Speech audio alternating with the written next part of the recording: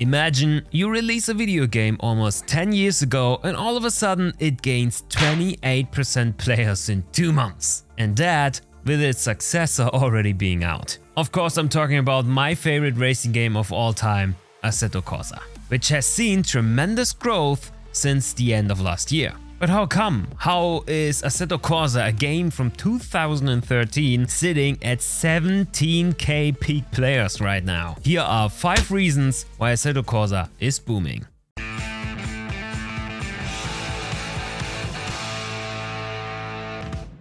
And with that, welcome back to Overtake.gg. My name is ChampionJoe and I'm sitting currently at roughly 1.1k playing hours in Assetto Corsa. And I only started playing 3 years ago, so I think it's fair to say that I know a thing or two about this game and all the features it has to offer. Assetto Corsa's growth is not by chance. Although it's quite odd to see a sim racing game gain so many new players suddenly, especially with it being so old. And we can't forget, sim racing is still a niche racing game subgenre. Other titles like R-Factor 2, Race Room, MS2 or Assetto Corsa Competizione, they grow only slowly, if they are growing at all. So how come that Assetto Corsa gained 2,000 new players in December and January, other than people enjoying video games over the holidays? Where is this success coming from? I took myself some time to think about it and gathered 5 reasons why Assetto Corsa is booming right now.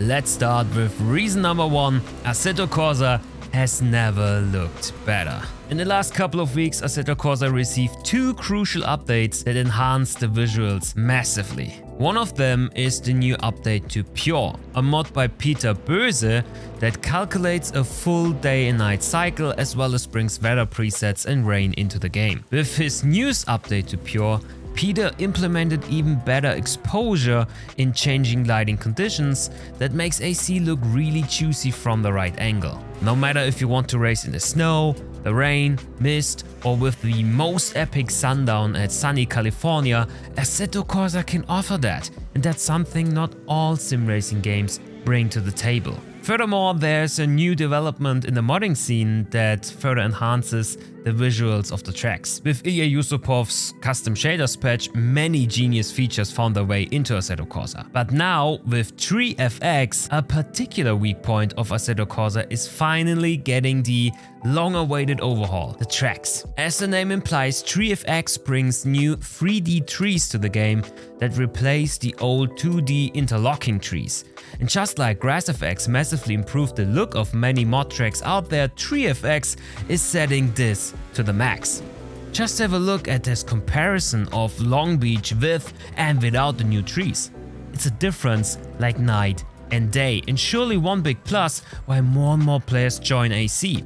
The graphics. And yes, graphics aren't everything, but the custom shaders patch and Pure don't only deliver good looks, but also finally well-functioning rain physics, which are my number 2 on the list, the all-new Rain FX. In the last couple of years, Rain FX was more of a gimmick. Yes, visually it was stunning, seeing all the individual droplets smear on your windshield influenced by your wiper, speed and the wind. But now, in cooperation with Sol or Pure, Rain FX is even a blast to drive.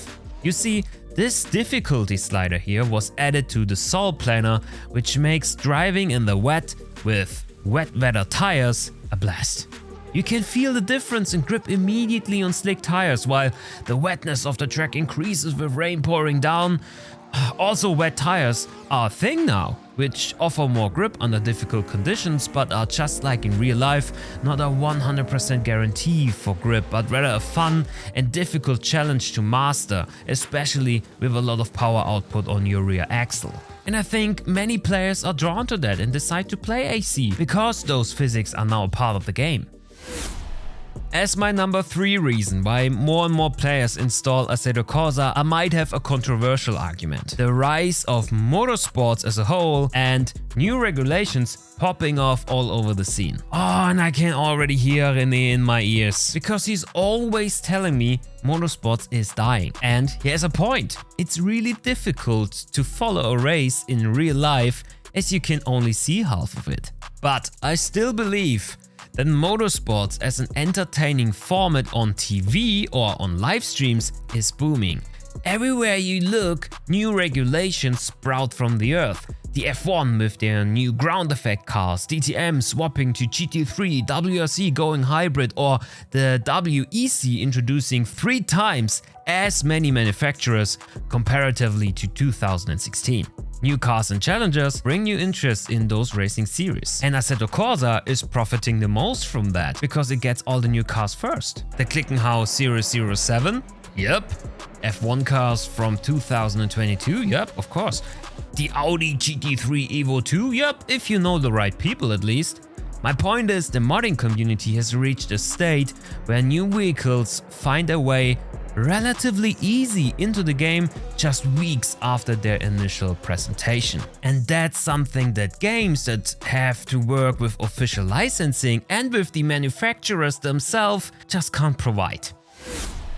The next one seems obvious and includes all the arguments I've done basically before. Assetto Corsa's variability. Thanks to the mod support, AC has the opportunity to be everything you're looking for, whatever that might be. You could decide on running a community karting league with your friends, or play some Gran Turismo style single player experience with Assetto Corsa Evoluzione.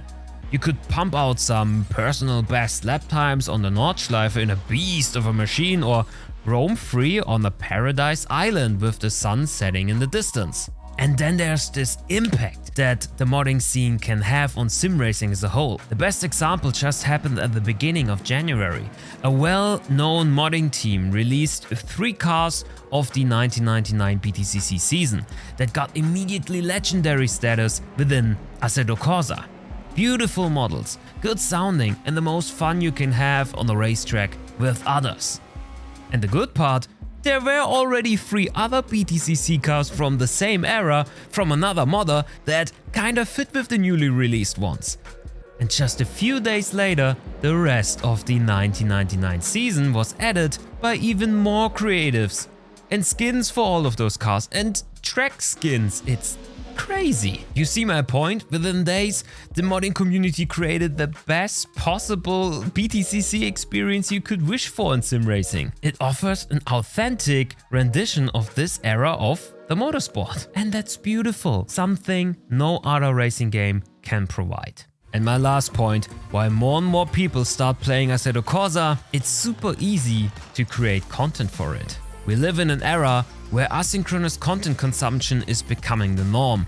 People love watching videos on demand and love following people they know and respect. And it's no different with sim racing. You love watching our videos, hopefully, or Jardier's, Jimmy's, or Gamer Muscles videos, for example. But in order to be able to make good content, a YouTuber needs tools to create and always new topics to talk about. And Assetto Corsa just delivers on that front.